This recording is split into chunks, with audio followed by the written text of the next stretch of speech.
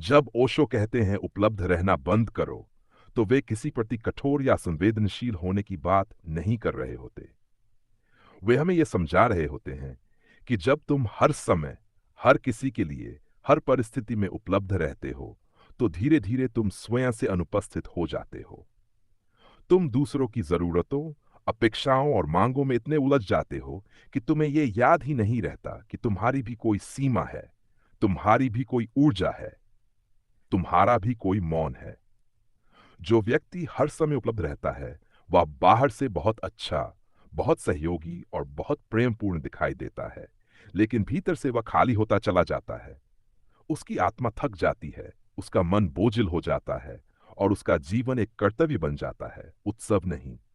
ओशो कहते हैं, संसार तुम्हें सिखाता है कि हमेशा हाँ कहो, हमेशा मुस्कुराते रहो, हमेशा दूसरों की सुविधा बनो, क्योंकि जिस व्यक्ति से सबको सुविधा मिलती है, वही समाज को पसंद आता है।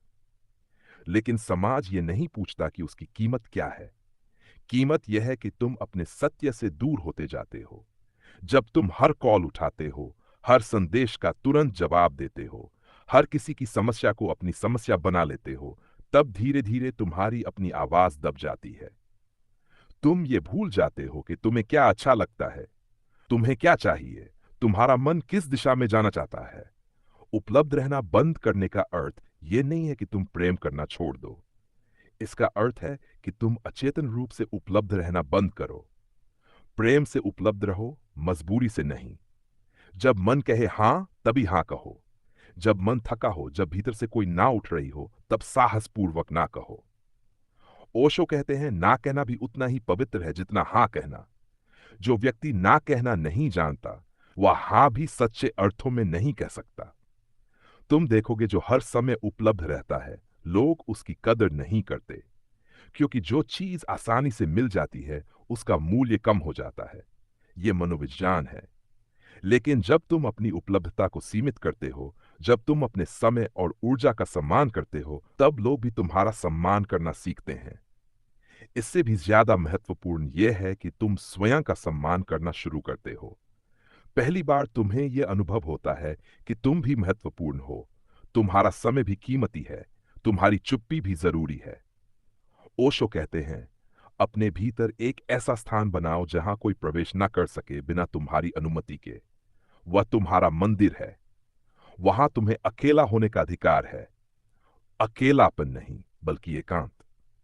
एकांत वह स्थिति है जहां तुम स्वयं के साथ हो, बिना किसी भूमिका के, बिना किसी मुखौटे के। लेकिन जो व्यक्ति हर समय उपलब्ध रहता है, वह इस एकांत से डरता है। उसे लगता है कि अगर वह अकेला हुआ तो वह व्यर्थ हो जाएगा, अप्रासंगिक हो जाएगा। इसलिए वह खुद को लगातार व्यस्त रखता है, दूसरों में उलझाए रखता है। उपलब्ध रहना बंद करो, ताकि तुम स्वयं को सुन सको। तुम्हारे भीतर बहुत कुछ कहने को है, लेकिन शोर बहुत ज्यादा है। दूसरों की आवाजें इतनी तेज हैं कि तुम्हारी अपनी आवाज दब जाती है। जब तुम थोड़ा पीछे हटते हो, जब तुम हर निमंत्रण स्वीकार नहीं करते, हर अपेक्षा पूरी नहीं करते, तब धीरे धीरे भीतर का मौन गहरा होने लगता है। उसी मौन में तुम्हें अपने जीवन की दिशा दिखाई देती है। ओशो कहते हैं, जो व्यक्ति खुद को सस्ता बना लेता है, दुनिया उसे सस्ते में ही लेती है। लेकिन जो व्यक्ति अपने समय, अपनी ऊर्जा और अपनी चेतना को कीमती मानता है, उसके आसपास एक अलग ही आभा बन जाती है। लोग उससे डरते नहीं, बल्कि उसका सम्मान करते हैं, क्योंकि वह व्यक्ति उपलब्ध नहीं है, वह उपस्थित है। उपलब्धता और उपस्थिति में बहुत अंतर है। उपलब्धता यांत्रिक है, उपस्थिति चेतन है। जब तुम हर समय उपलब्ध रहते हो, तुम एक मशीन की तरह हो जाते हो। कोई बटन दबाया और तुम चल पड़े, कोई बुलाया और तुम पहुंच गए। लेकिन जब तुम उपलब्ध रहना बंद करते हो, तब तुम जीवित होने लगते हो। तब तुम्हारा हर हां एक चुनाव होता है, हर ना एक सजग निर्णय होता है। यही सजगता तुम्हें गुलामी से आजादी की ओर ले जाती है। ओशो कहते हैं, आजादी बाहर नहीं है, आजादी इस बात में है कि तुम किसे अपने जीवन में प्रवेश करने देते हो और किसे नहीं, किसे तुम अपनी ऊर्जा देते हो और किसे नहीं। अगर तुम ये तय नहीं करते, तो दुनिया तय करेगी, और दुनिया हमेशा तुम्हारे पक्ष में नहीं सोचती। दुनिया तुम्हें इस्तेमाल करना जानती है, क्योंकि तुम खुद को इस्तेमाल होने देते हो। उपलब्ध रहना बंद करो ताकि तुम अपनी थकान को महसूस कर सको।